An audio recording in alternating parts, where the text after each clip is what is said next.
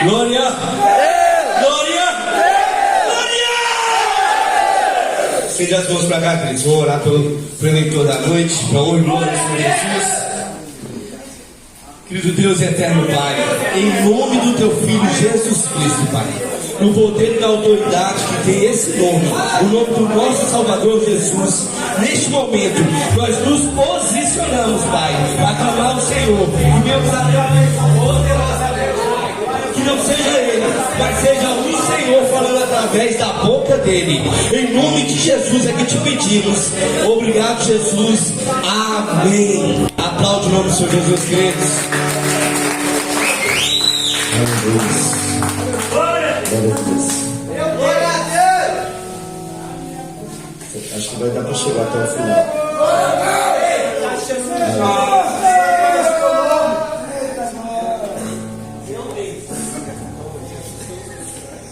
Aleluia, amém? Eu acho que vocês gostam da bagunça, hein? Bagunça santa. Toda a gente tem passado tem sido desse jeito. Graças a Deus. E hoje eu vim aqui, quando o Leandro falou para a gente trazer a palavra, né? Na verdade a gente vai testemunhar nessa noite. Eu quero trazer algo no teu coração. O que Deus é capaz de fazer na minha e na sua vida. Amém? Aleluia. Eu louvo a Deus pela vida do Leandro, da sua esposa, dos seus filhos, o Caio, o Lucas. Olha o Caio, tá na hora. Eu louvo a Deus pela vida da minha esposa. Louvo a Deus pela vida do Anderson. Eu sou o Anderson e ele é Anderson. O Anderson também? O outro Anderson foi bom. Então, queridos, eu sou muito grato. Da outra vez que eu vim aqui, eu falei para vocês o tanto que eu sou apaixonado por vocês. O tanto que eu amo esse lugar. E a gente vem numa trajetória que já tem mais ou menos, quanto tempo, Leandro? 8 anos. Que a gente vem. Possa ser que eu não venho todas as vezes, mas eu sempre que dá para eu vir aqui, eu venho para me alegrar com vocês. Eu saio daqui com as energias carregadas, eu saio daqui cheio do Espírito Santo, eu saio daqui transformado, porque eu venho para me alimentar junto com vocês. Abra a tua Bíblia no livro de 2 Samuel, capítulo 6. 2 Samuel, capítulo 6. Aleluia.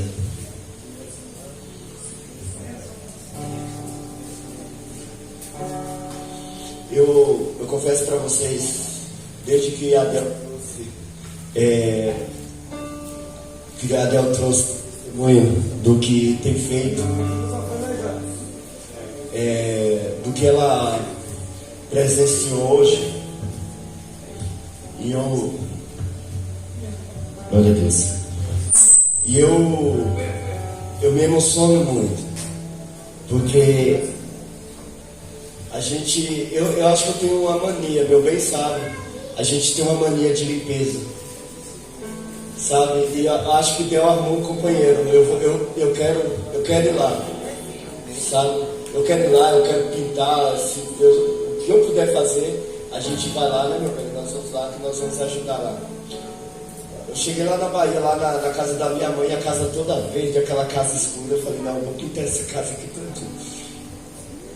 Eu passei umas 3, 4 mãos de tinta na parede. Enquanto eu não vi o branco da parede, assim, sabe? Porque quando você faz uma coisa dessa assim, você se sente feliz, né? Você se sente... É uma coisa boa por dentro de você, sabe? Uma coisa de você ver as coisas limpas. Né? Eu tenho passado por algumas igrejas aí que eu vejo pastores que cuidam da igreja, que tem todo um zelo para a igreja, né? Igualmente nesse lugar, meu bem, toda vez que ela passa por ali, ela fala, nossa, eu acho muito lindo essa entrada daqui. Mas é porque tem gente, pessoas que estão aí limpando, sempre cuidando, né? É para que esse seja um ambiente agradável aqui. Então, Del, pode contar comigo no dia que for. pode me chamar, eu vou dar um jeito para a gente estar lá. Né? No livro de 2 Samuel, capítulo 6, Davi traz a arca para Jerusalém. E tornou Davi a juntar todos os escolhidos de Israel, em um número de 30.000. E levantou-se Davi e partiu com todo o povo que tinha consigo para Balaam de Judá, para levar-lhe dali para cima a arca da aliança, sobre a qual se invocou o nome do Senhor dos Exércitos, que se assenta entre os querubins.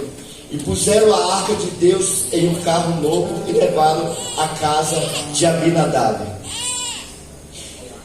e que esse está em Gebá. Uza e Aiô, filho de Abinadab, guiava o carro novo. Levando a casa de Abinadab, que está em Gebá, com a arca de Deus, Aiô ia adiante da arca. Davi e toda a casa de Israel alegravam-se perante o Senhor com toda sorte de instrumento, de madeira, de faia, e com harpas, e com saltérios, e com tambores, e com pandeiros, e com símbolos. E chegando na eira de Nacon, estendeu Uza a mão à arca de Deus e segurou, porque os bois deixavam perder. Então a ira do Senhor acendeu contra Uza, e Deus o feriu ali por estar em imprudência, e morreu junto à arca de Deus. Amém? Amém.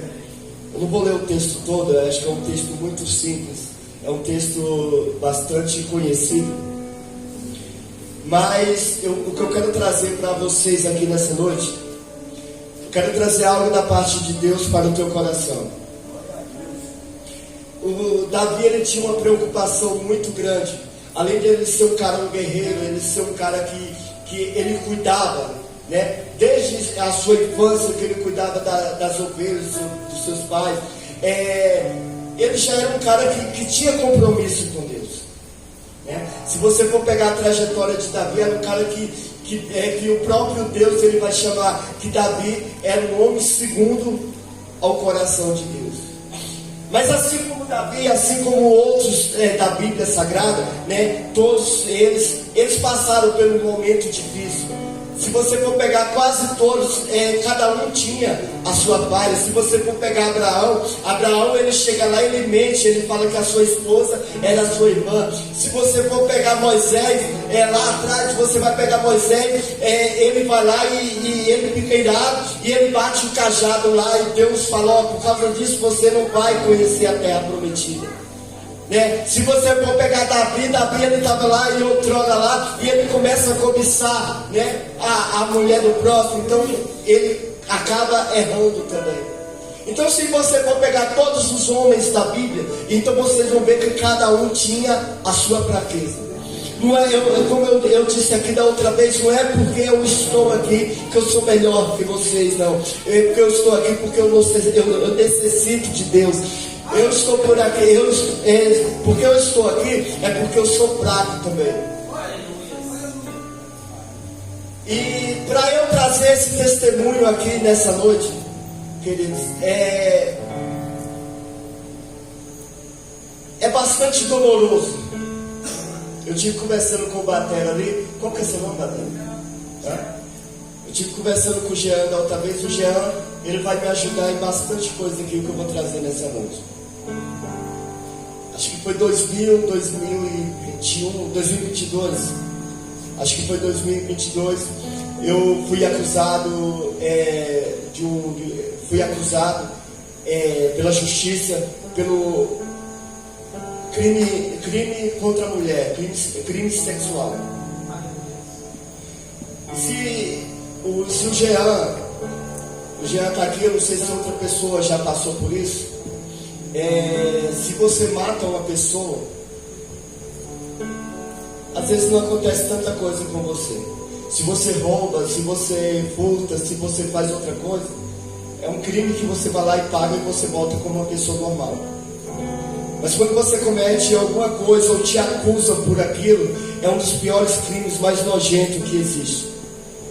Porque tanto na sua moral, tanto como em todos os lugares onde você pisar, em todos os lugares que você for, se falar assim, você tem um certo artigo, né? Às vezes chamam 213, chamam 213A, 214, né? Então é um crime que realmente acabou com sua carreira, acabou com sua vida.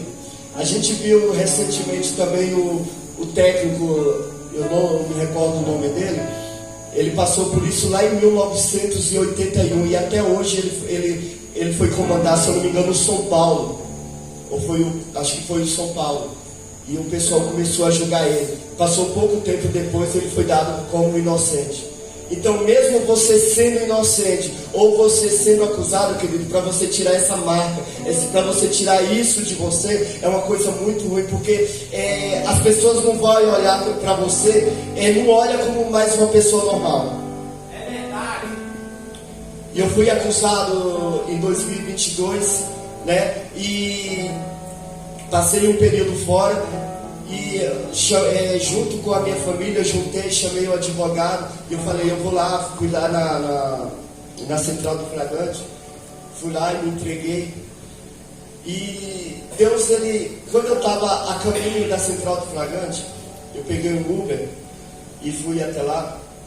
E no caminho Deus me deu uma palavra.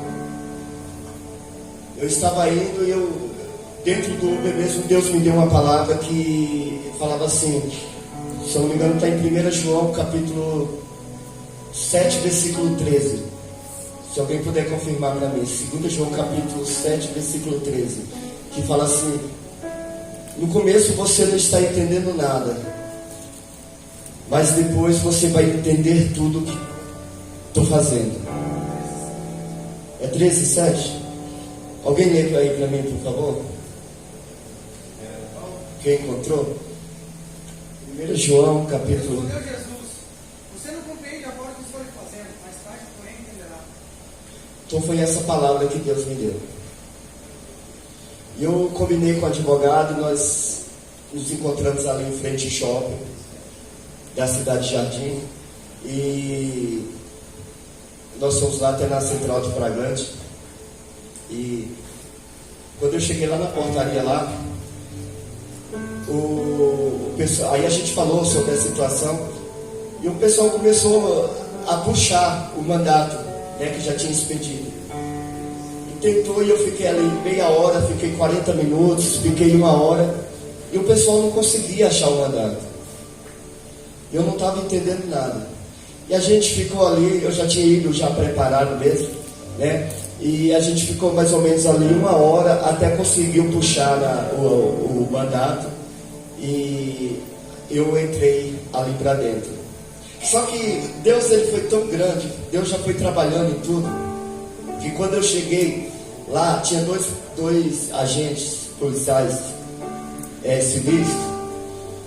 Ele falou assim, ó, se eu colocar você aqui para dentro dessa sala aqui, e com esse artigo aqui, o pessoal vai arrebentar com você aí dentro. Então nós vamos conversar aqui. Isso já era Deus agindo, querido. Ele falou assim, nós vamos conversar aqui, ó. Eu vou fazer uma história aqui para você. Você vai contar essa história lá dentro, mas você tem que contar com firmeza mesmo. Assim foi combinado, eu entrei. Aí quando eu cheguei lá dentro, passou pouco tempo, me chamaram para fazer exame. E os policiais eram crentes também. Eles perguntaram o que foi que aconteceu. Eu falei, eu estou sendo acusado disso. Aí eles falaram assim, ó, a gente tem que ir lá fazer o exame de corpo de delito. E eu não quero te algemar, mas só pelo protocolo eu vou ter que te algemar. Eu falei, não, sem problema.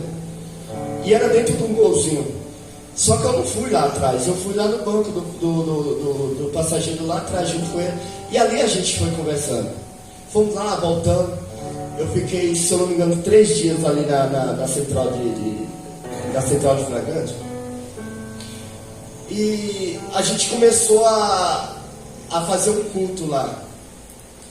Aí a gente começou a fazer um culto. Tinha um rapaz lá que ele estava ele estava mais ou menos uns 7 dias que ele não conseguia dormir, que ele estava atormentado.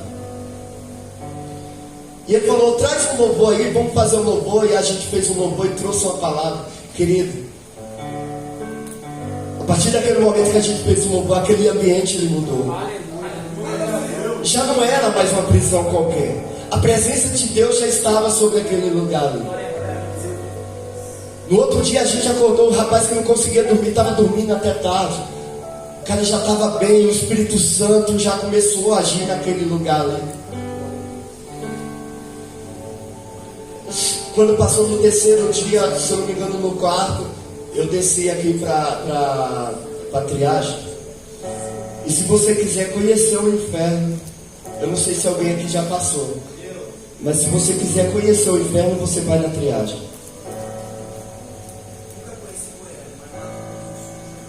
Mato Grosso. Quando eu cheguei aqui na triagem, eu tinha entrado junto com um senhor lá que tinha abusado de umas 12 crianças. Quando eu entrei, esse cara já tinha apanhado tanto.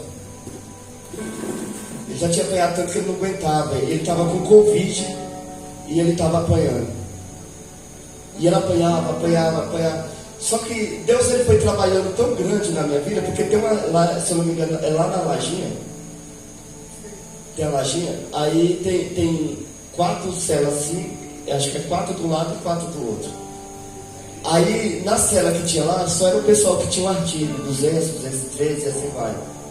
Só que eles não me colocaram junto com o pessoal. E me colocou na cela separada. Eu fiquei na cela separada, fiquei uns 3 dias.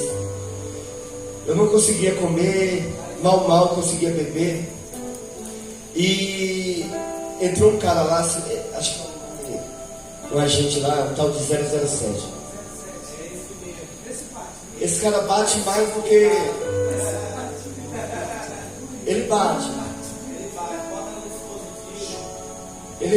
O pessoal lá, só para você ter ideia, eles pegam o pessoal, afoga dentro de um tambor de água. Eles judiam demais. E um dia eu estou lá na cela lá, e ele chegou, e ele olhou para mim e perguntou, eu falei, ele apontou o dedo para mim e falou, vou te quebrar todinho, mas vou te arrebentar tudo, vou te arrebentar. Eu baixei a cabeça assim.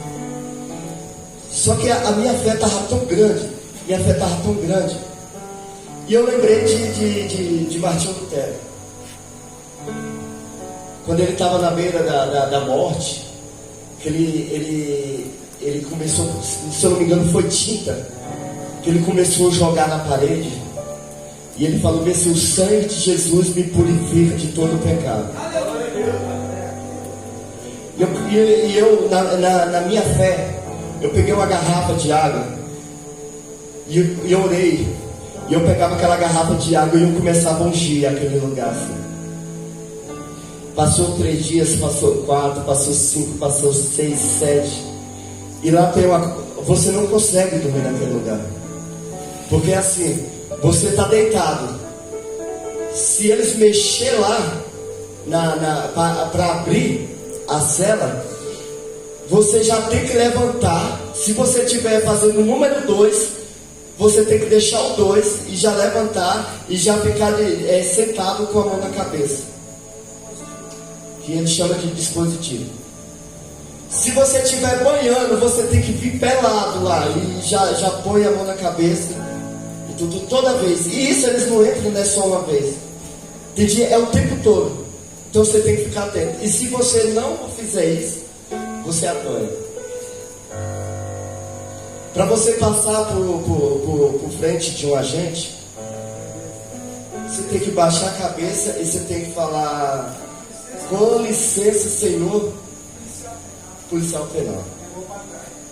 E se você não falar isso, você toma um pau. Fiquei 15 dias naquele lugar. Só que Deus ele começou a trabalhar ali, Leandro. A gente começou a fazer cultos. Aí as celas não dá para ver quem estava do lado assim. Então eu dava oportunidade para alguém da cela tal, vai. E a gente começava a fazer. E Deus começou a operar naquele lugar. Essa época que eu tive lá foi na época que aquele Mateus Cunha matou a mãe do Pablo, do Marçal, do Adelino Marçal, que bateu na cabeça dela na igreja ali no Cunha. Foi nessa época que eu estava lá. Ele estava do meu lado, o Mateus. E a gente ganhou o Mateus para Jesus ali naquele lugar. Inclusive o Marçal estava lá na nossa igreja, não está, meu bem? E eu trouxe a mensagem. Falei, a gente estava lá com um rapaz assim, e a gente ganhou ele para Jesus. E o próprio Marçal, filho da coisa, falou, ele está perdoado em nome do Senhor Jesus. E a gente começou a fazer cultos naquele lugar ali. Aí, aquele ambiente era o pior lugar que tem. Se você for olhar, é o pior lugar que tem ali na triagem. Antes de 15 dias, tinha uma paz tão grande naquele lugar ali. Era uma paz tão grande, Deus começou a reinar. Sabe, quando você vai passando assim, muda o ambiente. E um dia chegou um rapaz lá, e ele chutia mesmo. E esse rapaz, ele tinha, acho que ele tinha bebido demais e tirou a roupa no meio da rua. E esse rapaz, ele entrou lá, só que cortaram o short dele, tipo short de mulher mesmo, de mulher que faz programa, assim, curtinho assim. E eu já estava de uma tal forma que eu já estava ajudando lá. Só que quando o rapaz entrou, eu olhei para ele e tal, ele entrou, eu fui lá e peguei um outro short e dei para ele. Não, veste short aqui. E os agentes voltaram e perguntou quem foi que tinha dado o short para ele. Eu falei, agora eu ponho. Aí eu peguei e falei e tal, não tocaram a mão em mim. Com 15 dias eu tinha descido para CPP.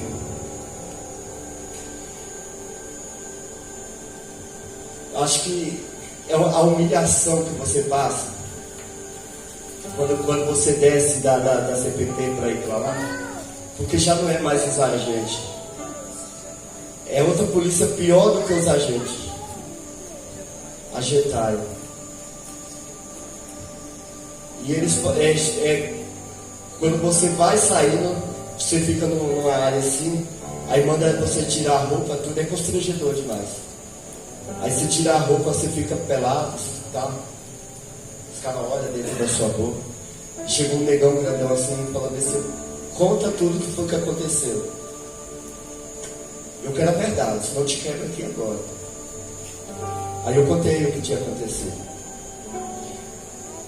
Botou dentro do carro, desci lá para CPP, fiquei dentro da salinha esperando. Você fica dentro é o Corró. Eu estou quase esquecendo o nome desse sistema. Se você acha que a lajinha é assim também, o Corró, você vê negligencia naquele lugar, de tanto apanhar. Aí fiquei dentro do Corró. Isso era 8 horas da manhã. Fiquei dentro do Corró, uma salinha pequenininha, até 5 horas da tarde. Até colocar para dentro da ala lá. E fiquei ali. Só que eu tinha percebido que eles deram como que chama a marmita lá, que eu esqueci também? Quando deram a xepa. E tinha outros caras que iam sair para fazer outras coisas. Os caras estavam comendo os trem no chão. E eu não estava entendendo a fome daqueles caras. Os caras começavam, tinha umas marmitas assim, já que ninguém jogada lá assim, com o resto de comida. E os caras estavam comendo assim. Eu falei, gente, o que é que está acontecendo com esses caras? Os caras começavam a comer a marmita assim, louco mesmo. Quando foi 5 horas da tarde, me colocou lá para dentro da ala lá. Quando abriu o portãozinho, eu tomei um susto tão grande, eu acho que eu nunca tinha visto. Tinha 180 presos Não era na caverna, não, era no seguro. Tinha 180 presos num espaço menor do que esse aqui. Quando eu entrei, que eu assustei, aí juntou os gaiolas, juntou os bebês dos homens. Aí veio tudo pra cima de mim assim, aí já foi perguntando. Fala a verdade, lá você tem que falar a verdade. Porque se você não falar a verdade, vai chegar um papel.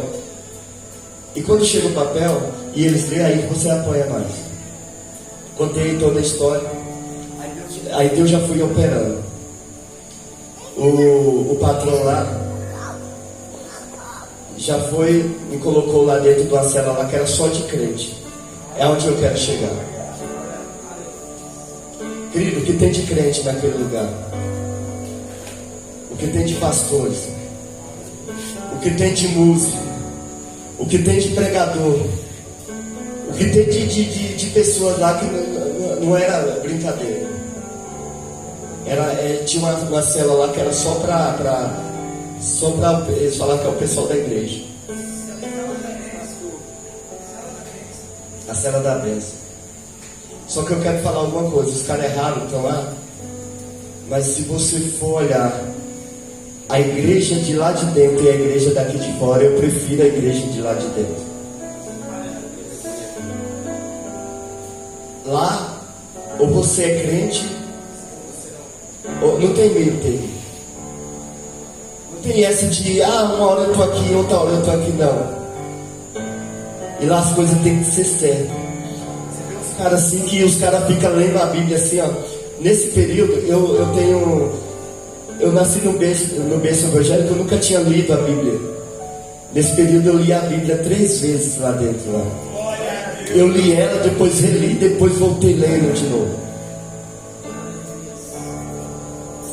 E quando eu entrei, lá era tão apertado que não é igual o pessoal, os outros presos das outras alas, que fica dentro de uma cela, depois tem banho de sol. É sentado.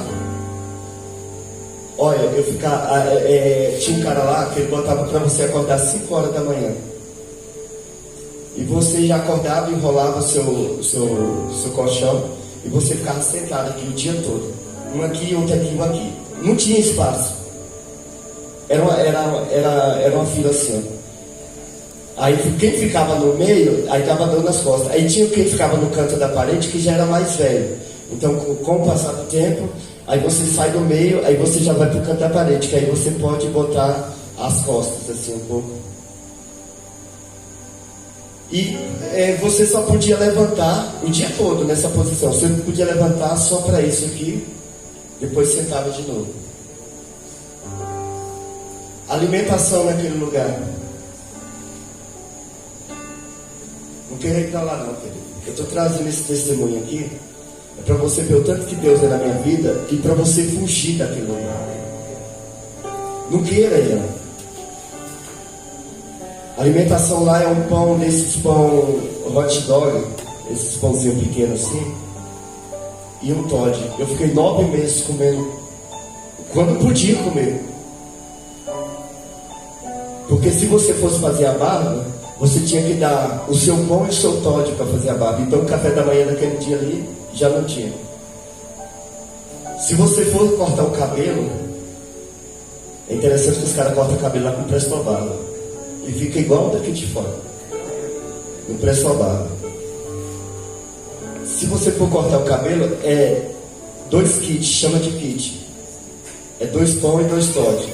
Então você já ficou 2 dias sem tomar café, sem lanchar. Lá é proibido vender a marmita, mas tinha gente que vendia. E quando eu cheguei lá, o pessoal já foi me acolhendo de uma forma assim tão grande. Deus sempre foi dessa trajetória toda comigo. Eu vou adiantar um tanto aqui. E Deus foi, nesse tempo todo, quando eu cheguei lá, os caras já foram cuidando de mim. Mas quem cuidou de mim não foi os menores. Porque quem cuida de lá não é quem tem o artigo, é pessoas que não têm convívio e vai lá para ser o gaiola e os bebês. Então esses caras não tem um artigo, então os caras querem te quebrar o tempo todo. Se você sair fora dali, os caras querem te bater o tempo todo. Só que aí o que é que Deus fez? Aí Deus começou a usar os próprios bebês, os próprios gaiolas, quer dizer, começou a usar os próprios leões para cuidar de mim. O cara olhou para mim e falou: esse colchão aqui é seu, toma aqui. A minha família tinha mandado uma roupa para mim. Aí com o passar do tempo, tinha um cara lá, um grandão, careca, de chicote, de gaiola, e ele olhava para mim assim: gente, por que esse cara tá me olhando bastante? Aí ele olhou para mim assim, aí ele falou, aí chamou eu: o que foi? Ele falou: você tem rede? Eu falei: não. Ele falou: eu vou pagar uma rede. E uma rede lá não é barato não, filho. Uma rede lá é mais ou menos uns 20 kits a 30 kits. Isso quer dizer que você ia ficar um mês todo sem lanchar para você ganhar uma rede. Os caras falaram: não, vou te dar uma rede. Vou comprar o pano, que é a pelucinha, vou mandar fazer a rede porque era assim, lá uma parte aqui é coberta do telhado, a outra parte é coberta e aqui é vão. É tipo assim, tem os negócios, mas só que não dá para passar, mas é céu aberto. Quando chove, você não dorme, porque enche, a água bate aqui na sua canela. Só dorme o pessoal da rede, então você tem que ficar o dia todo com o seu colchão aqui para não deixar molhar, a noite toda, e depois secar aquele trem lá para você conseguir dormir. Aí esses caras, eles me deram a rede. Eu fiquei mais ou menos, Leandro, dessa altura aqui, eu dormi uns 7 meses mais alto do que isso. A minha rede ficava lá em cima, lá. Para eu subir na rede, eu tinha que escalar. E um dia o rapaz falou: posso descansar na sua rede? Eu falei: pode. Ele acabou de subir, passou uns 10 minutos, ele caiu de cima. A rede tombou, a rede quebrou e ele caiu. Graças a Deus ele machucou só o joelho e o cotovelo. Isso aqui não dá para contar tudo do que a gente passou naquele lugar. Mas eu quero te contar que a gente se levantou ali como homem de Deus naquele lugar.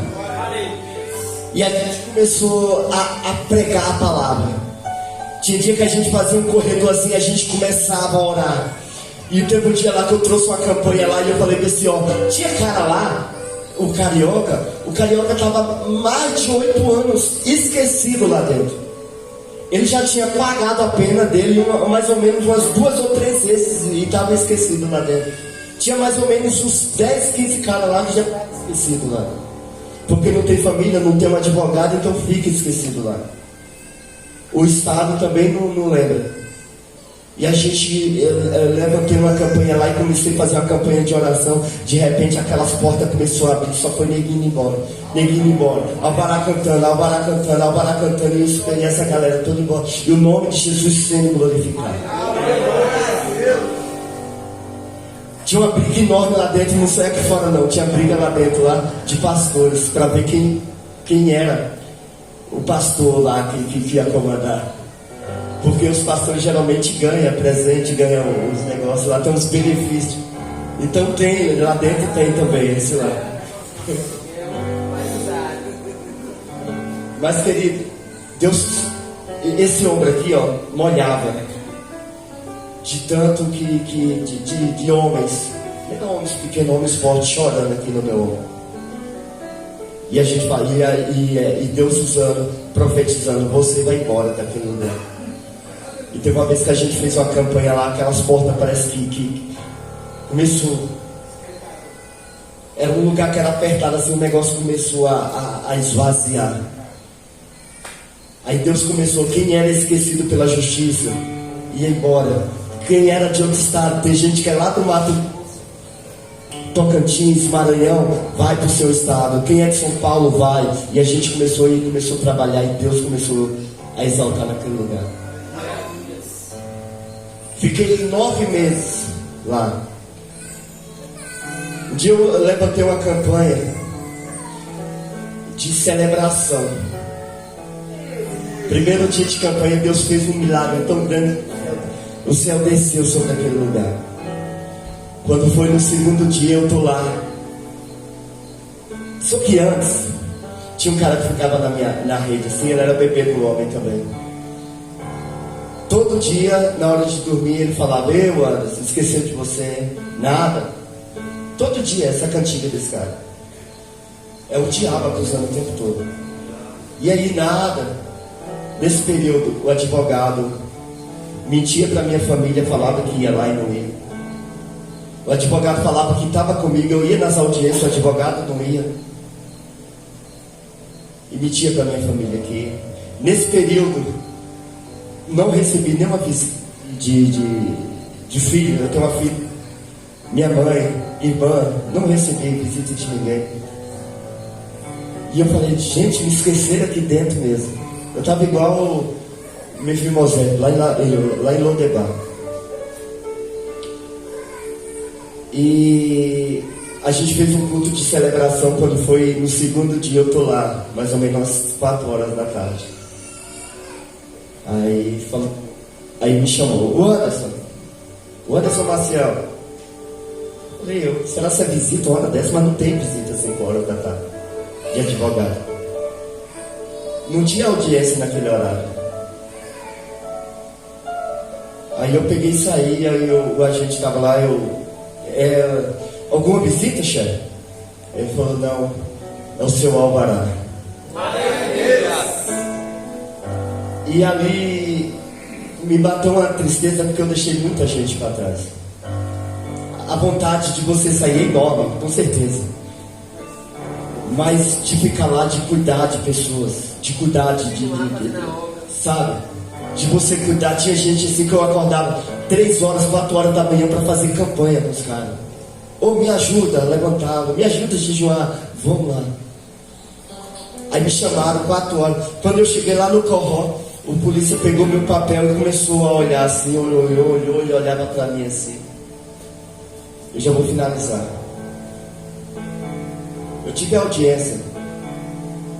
E na audiência a juíza me perguntou, falei para ela. Aí a juíza falou assim para a promotora: você quer fazer alguma pergunta? A promotora: não quero fazer nenhuma pergunta. E pronto, acabou. E quando chegou esse papel que o agente leu, querido, as próprias pessoas que me acusaram para me colocar lá dentro, não foi o meu depoimento, porque no depoimento eu não soube falar. Você fica nervoso, porque não é frente a frente com a juíza, é por videoconferência. É horrível. Só de você sair da sua cela, passar pelo Corró, até você chegar lá, a opressão, você não tem estrutura para nada. E você não consegue dialogar, você não consegue falar nada. E quando pegou o papel, a própria fala daqueles que me acusaram foi a própria fala que me absolveu. Deus não deixou família visitar. Deus não deixou advogado lá, não. Deus que estava trabalhando em todo o tempo. Não foi o meu depoimento que me tirou daquele lugar. Não foi o meu advogado que cobrou um absurdo para me tirar de lá. Aqueles próprios que me acusaram, foi os próprios que Deus usou para que eu fosse absolvido. Fiquei 9 meses lá. Falei para o pessoal: se fosse, eu passaria tudo de novo, pelo que Deus cumpriu naquele lugar. Sabe? Mas o grande foi a honra de Deus me tirar daquele lugar. E as pessoas que me acusaram foram os próprios lá da igreja. Minha mãe é pastora lá na Bahia. A igreja lá foi aquela coisa, macetando minha mãe lá. E os próprios que acusaram, eu tive o prazer de ir lá. Fui lá na Bahia, os próprios vieram. Meu bem, veio os áudios lá, veio os caras que me acusaram me pedindo perdão.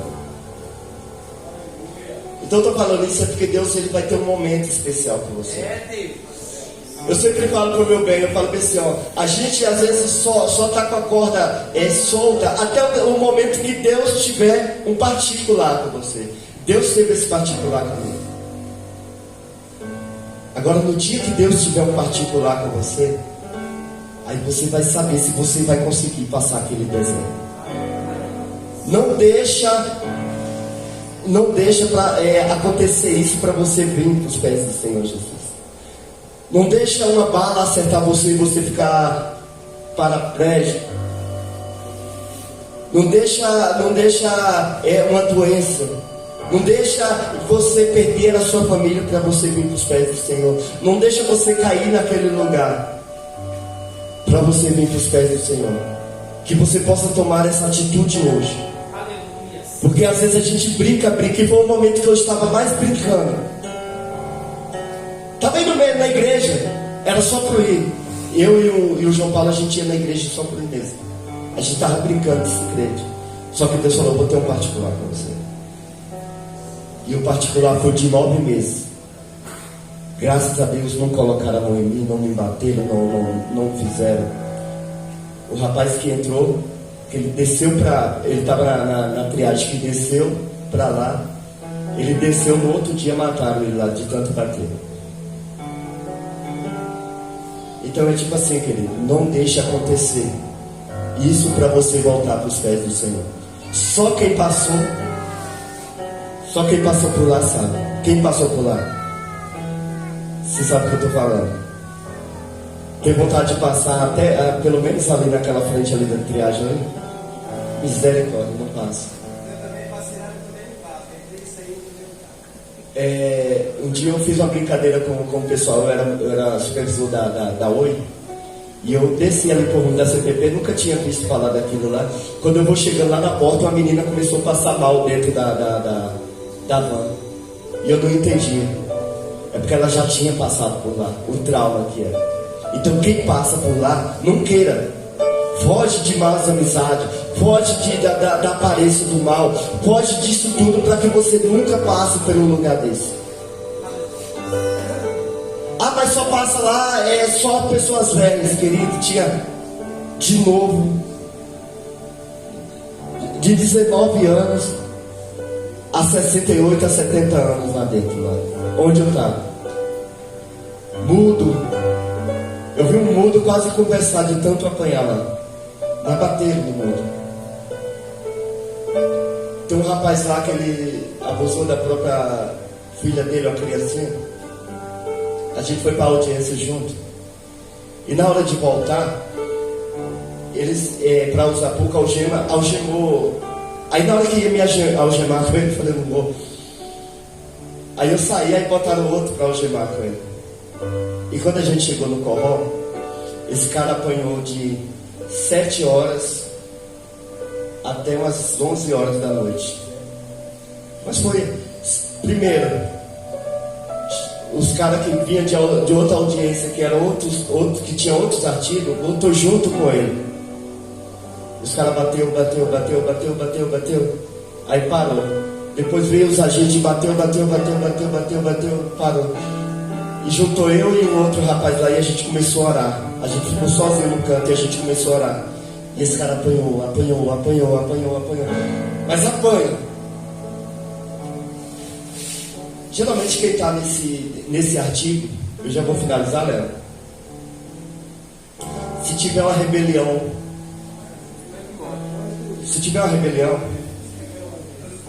os primeiros a morrer é os caras que estão ali. Ele chama de escudo. Quando você vê rebelião, que corta a cabeça, não corta a cabeça de quem matou, quem roubou, quem fez isso, quem isso, não. É quem tem esse artigo, eles cortam a cabeça do não. Depende também geralmente é contra crianças e geralmente é contra crianças. Da rebelião. E então esse é o pior lugar que tem. Se você falar, não, qual que é o pior lugar? É essa ala lá onde eu fiquei. E graças a Deus eu entrei e saí dali debaixo da mão de Deus. O motivo de você estar vivo aqui é milagre de Deus. Outro dia eu encontrei uma irmã e eu nem conhecia ela. E ela falou, nossa, meu filho, eu estava orando tanto por você.